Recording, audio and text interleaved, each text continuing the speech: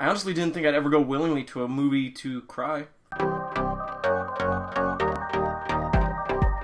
Hey guys, it's me, Ray again, and today I'm going to be reviewing for you A Monster Calls. Just a little warning for you guys, this movie is extremely sad and will definitely make you cry. This movie follows Connor, a young man who's had to grow up really fast in order to help his mother as she battles with cancer. One night, he's just, chilling in his room, drawing some drawings, and a giant tree creature comes up, knocks on his door, and is like, I'm going to tell you 3 stories, and you're going to tell me a 4th. That's basically like the super simple summary of it. Let's start off by saying that there is not a bad performance in this film. Gotta give a special shout out to Lewis McDougall, who is phenomenal in this movie as the young boy Connor, and is able to display such a wide range of emotions, it's incredible. Next person I gotta give a shout out to is Toby Kebbell, who is able to infuse just the exact right amount of humor into this movie with his limited time on screen.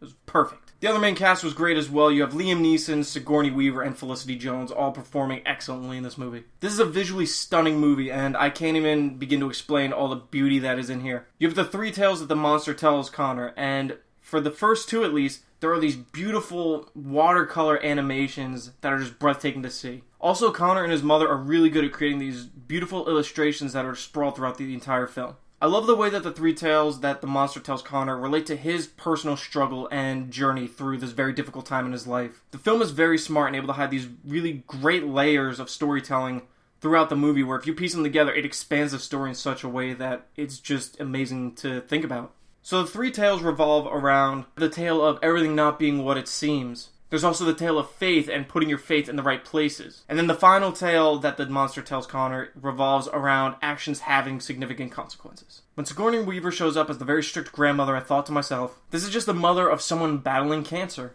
She's not evil, even though we're seeing her more from Connor's perspective. Nobody here is really evil or in the wrong, they're just doing what they think is best. Then we are led into the first tale told by the monster to Connor, and that is the moral of the story, that not everything is as it seems. We later see that Sigourney Weaver is really having a terribly hard time with this, and that just resonates extremely well with that first tale. The rest of the tales do the same, like they all have very poignant moments in the film. As far as the film goes, there's not a lot of negative aspects to it. Some may say that the opening credit sequence is a little jarring, but I thought it was really beautiful to see some of the watercolor illustrations. Some people might say that the bully and the father's story are kind of just wrapped up without too much resolution. To that I would say this is more of a story of Connor going through the loss of his mother, and those 2 characters do serve their purpose in the film, but the film's not going to try to wrap everything in a bow. If I'm being completely honest, I thought the film dragged a little bit in between the first and the second story. Maybe that's honestly because in the first story there was that beautiful watercolor art, and I was really looking forward to seeing the next section of beautiful watercolor art. So this may end up being my favorite movie of the year,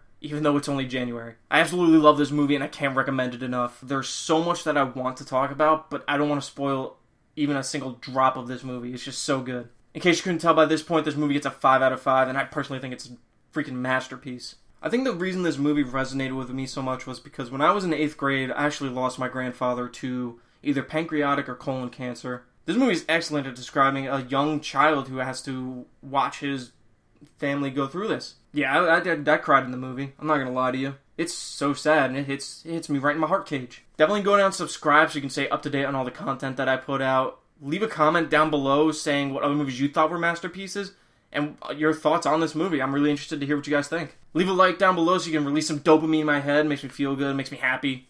And give it a share. Let somebody know about this channel. Thanks again, guys. I'll see you later.